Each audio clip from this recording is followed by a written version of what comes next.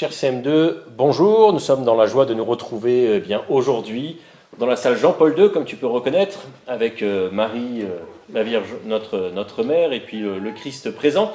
Et aujourd'hui, on poursuit notre parcours de Jésus, roi sauveur, avec la rencontre de Jésus avec l'aveugle né, avec l'aveugle de naissance.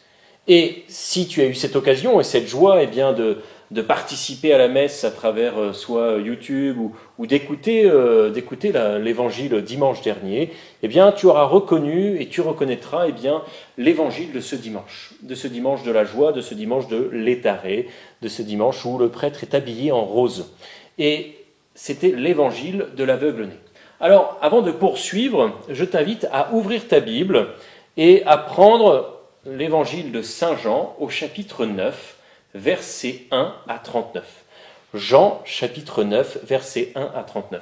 Avant de poursuivre cette vidéo, cherche bien dans ta Bible ce passage-là, parce que nous allons l'étudier, nous allons approfondir notre connaissance du Christ à travers cette rencontre entre Jésus, le roi sauveur, et justement l'aveugle de naissance. Je ne vais pas relire tout le texte parce que c'est assez long, mais on va essayer petit à petit d'entrer dans cette compréhension. La première chose, l'évangéliste commence le récit en disant « Passant, Jésus vit un homme aveugle de naissance. Ses disciples l'interrogèrent. « Rabbi, qui a péché, lui ou ses parents pour qu'il soit né aveugle ?» Jésus répond « Ni lui, ni ses parents n'ont péché. Mais c'était pour que les œuvres de Dieu se manifestent en lui. Il nous faut travailler aux œuvres de celui qui m'a envoyé tant qu'il fait jour. La nuit vient où personne ne pourra plus y travailler. Aussi longtemps que je suis dans le monde, je suis la lumière du monde. » Rien que cette première partie, il est important de nous y arrêter pour mieux saisir.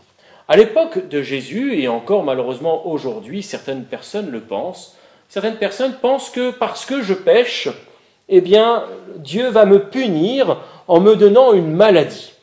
Jésus ici dissocie le malheur du péché, ou plutôt Jésus dissocie la maladie du péché. Bien sûr, lorsque je commets un péché, je peux créer un désordre, et à ce moment-là, il peut y avoir du malheur, et dans ma vie, ou même dans la vie des autres. Il y a un désordre qui se crée. Mais dans la compréhension des gens de l'époque, si on était aveugle de naissance, cela voulait dire que tout simplement, soit c'était les parents qui avaient péché, et cela se rejaillit sur les enfants, soit alors c'est tout simplement la personne elle-même qui a péché, et Dieu est venu la punir. Mais Dieu ne punit pas, et c'est ce que nous allons découvrir aujourd'hui avec le Christ. Il n'est pas venu pour juger, mais pour sauver. Et donc, il ajoute, et il se présente comme tel, il dit « Je suis la lumière du monde ». Le Christ dit « Je suis la lumière du monde ». Et il est beau de voir comment le Christ, justement, va son chemin, va à la rencontre de l'homme pour le sauver, pour le guérir de tous ses aveuglements. Et ici, l'homme aveugle de naissance, il est un peu comme nous. Il est un peu comme nous, ou plutôt nous sommes plutôt comme lui. Parce qu'ici, il s'agit de l'aveuglement spirituel du peuple d'Israël que les prophètes dénonçaient, leur incapacité à saisir la volonté de Dieu, leur incapacité à se mettre à la suite de Dieu, et puis aussi peut-être l'aveuglement spirituel de nous-mêmes, lorsque nous ne voulons pas voir Dieu, nous ne voulons pas voir le Christ. Mais Dieu, lui, son désir, c'est d'aller à ta rencontre et de te guérir, d'aller à ta rencontre et de te sauver. Voilà le plus grand désir de Dieu pour toi qui es en train de m'écouter. Dieu a ce désir de te sauver. Dieu a ce désir de te transmettre tout son amour. Et Jésus annonce que justement, il va manifester les œuvres de Dieu à travers la guérison de l'aveugle-né. Et le texte se poursuit. L'évangéliste dit que Jésus, ayant dit cela, cracha par terre avec de la salive, il fit de la boue avec sa salive, puis il appliqua la boue sur les yeux de l'aveugle et lui dit « Va te laver à la piscine de Siloé ». Ce nom se traduit « envoyé ». L'aveugle y alla donc, il se lava, quand il revint, il voyait. Rien que ce geste, de prendre de sa salive et d'en faire de la boue sur la terre, il fait exactement comme Dieu lors du livre de la Genèse, lorsqu'il crée Adam à partir de l'argile.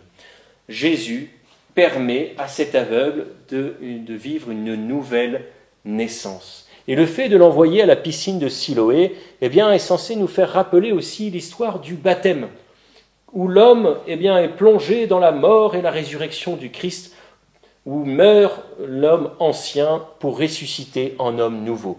Et c'est l'expérience de l'aveugle-né. Il va ressusciter en homme nouveau à partir de cette boue que le Christ va appliquer sur ses yeux. Il va voir.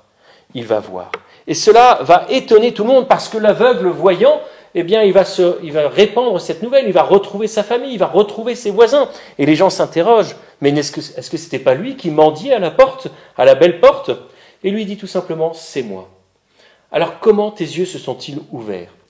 Et là, l'aveugle-né dira, l'homme qu'on appelle Jésus a fait de la boue, il me l'a appliqué sur les yeux et il m'a dit, va à la piscine, lave-toi. J'y suis donc allé, il a obéi à la parole du Christ et je me suis lavé, alors j'ai vu.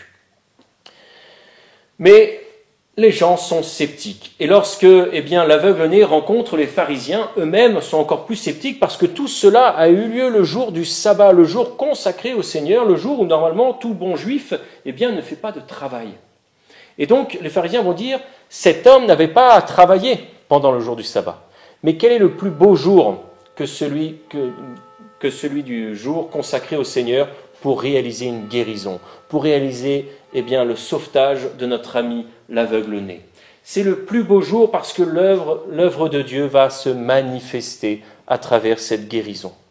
Et cet homme-là va se retrouver face à l'endurcissement des pharisiens qui ne vont pas vouloir croire que cela est possible au jour du sabbat. Ils vont même suspecter Jésus d'être un pécheur parce qu'il ne peut pas accomplir de signes pareils le jour du sabbat.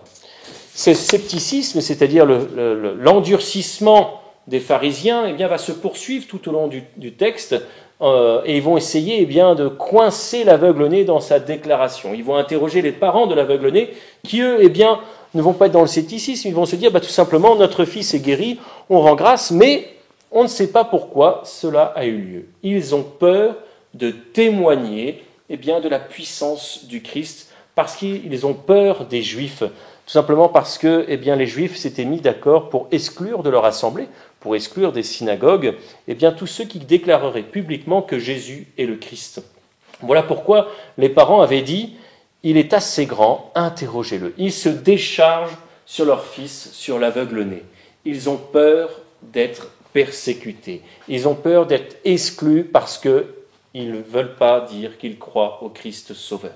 Et ça, c'est important pour toi, pour que tu puisses être à l'exemple de cet aveugle, à la fois te laisser guérir par le Christ, te laisser rencontrer par le Christ, et en même temps de pouvoir témoigner de ce que Dieu a fait pour toi dans ta vie, sans crainte des moqueries, sans crainte des jugements, tout simplement de témoigner de l'amour du Christ pour les hommes.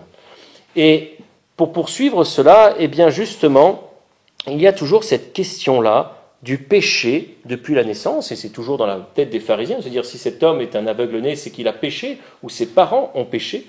Et la distinction entre le péché et la maladie, Jésus va le faire, mais l'aveugle-né lui-même aussi va le faire.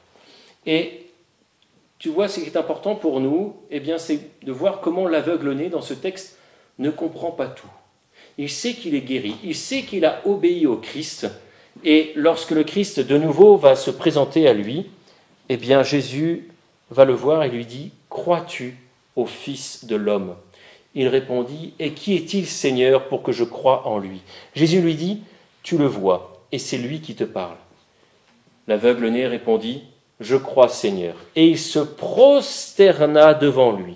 Se prosterner devant une personne, c'est reconnaître la puissance de cette personne. Se prosterner devant le Christ, c'est l'occasion pour l'aveugle-né de reconnaître Jésus comme le Fils de l'homme, comme le Messie, comme le Christ, comme le seul capable de le sauver. Et Jésus dit alors « Je suis venu en ce monde pour rendre un jugement.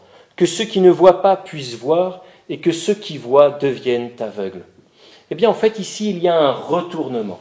L'aveugle né, depuis sa naissance, ne voyait rien, il était dans les ténèbres, et le Christ, lumière du monde, lui a rendu la vue, lui a permis de le rencontrer, lui a permis d'être sauvé. Et à l'inverse, les pharisiens, qui pensaient voir, eh bien, sont restés dans un aveuglement. Ils se sont endurcis et ils sont restés dans un aveuglement, ne voulant pas justement reconnaître la puissance du Christ, ne voulant pas justement reconnaître le fait que le Christ lui-même est le Messie, l'envoyé de Dieu. Je te souhaite un bon courage et j'espère à très bientôt, en tout cas à la semaine prochaine, pour de nouvelles aventures et pour nous permettre de vivre et préparer notre cœur à vivre la Semaine Sainte, la Passion et la Résurrection du Christ. Bonne journée.